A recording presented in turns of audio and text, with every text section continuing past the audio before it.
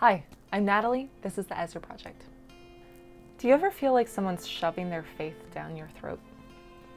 I am not going to pretend that I'm not too guilty of shoving my faith in Jesus and my Catholic faith down people's throats.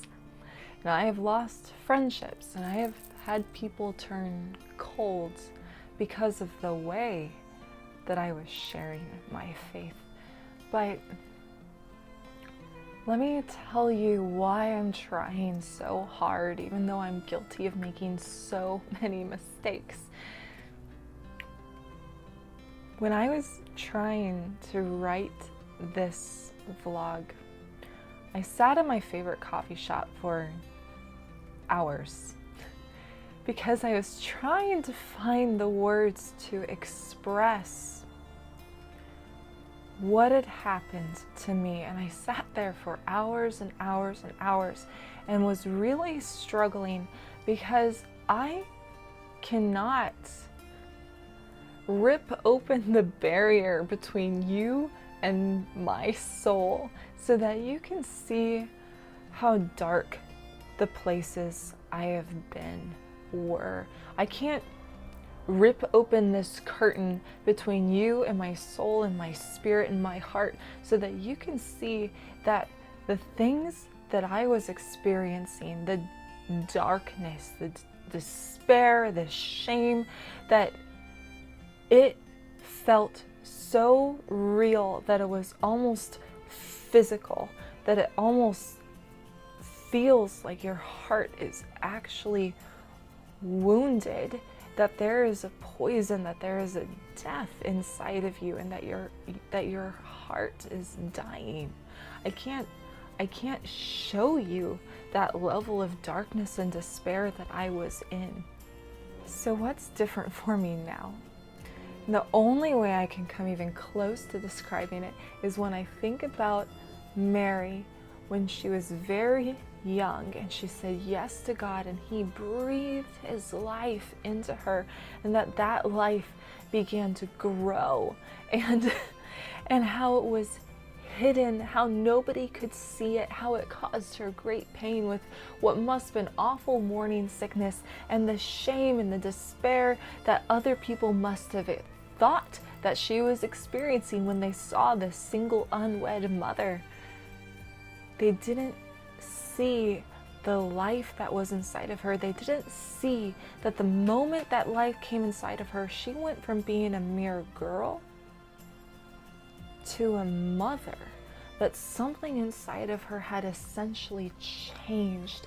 And the reason why I'm so drawn to this image as well is because that life that changed her heart was literally the life of God himself. Thinking about Mary and that hidden life that she carried within her, a life that actually changed who she was, is actually the only way that I can come even close to describing what happens when I met Jesus. And I know that sounds so cliche. I know that I sound exactly like all those people that I used to make fun of, but it is so true, because God is real and God is not who you expect him to be. And when you actually encounter God himself, when he breathes his life into you, like, it changes you. And I've experienced that, the darkness that nobody could see in my own heart, like, is now light. And where I felt shame and sadness and depressed and anger, there is now hope. Where I felt that there was poison and there was this slow death that I was experiencing, now there's life.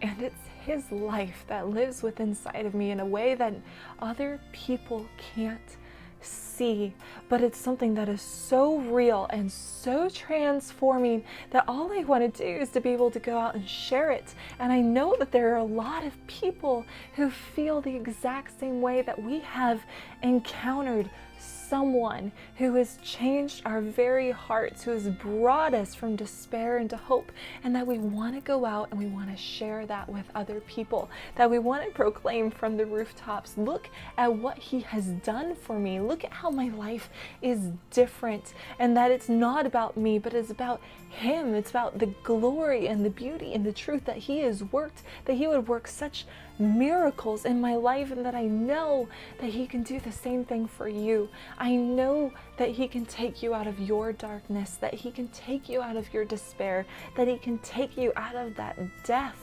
and that he can breathe his life into you, that you would experience what I have experienced. And that is what ministry really, at the heart of ministry really is wanting to share Jesus and his real love with people. If ministry is ever separated from that, it is lost its lifeblood. It is lost what makes it what it is. It becomes what we're often accused of, that empty ritual, that emptiness. But real love is not empty. And when you meet someone who's trying to share that with you, often we won't have the words. We won't be able to describe what has changed inside of our hearts, but we're trying. And sometimes we make mistakes when we're trying. When we're trying to share that there is a life that is hidden, that oftentimes, just like Mary was shamed and mocked by the people who saw her as an unwed mother, because of the life that she carried inside of her, because they didn't understand.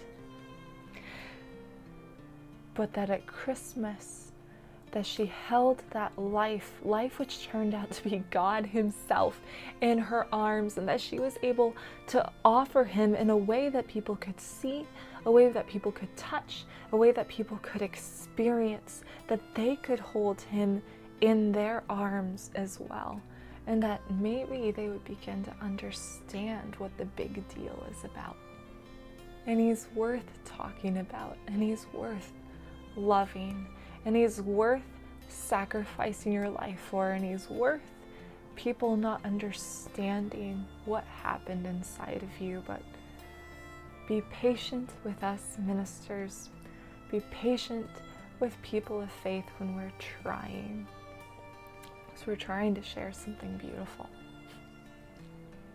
That's what Christmas is about. So, if you want more reflections on Jesus, and particularly on what it means to be a ministry leader, especially in the Catholic Church, like our Facebook page, subscribe on YouTube, and I'll see you next week. Merry Christmas.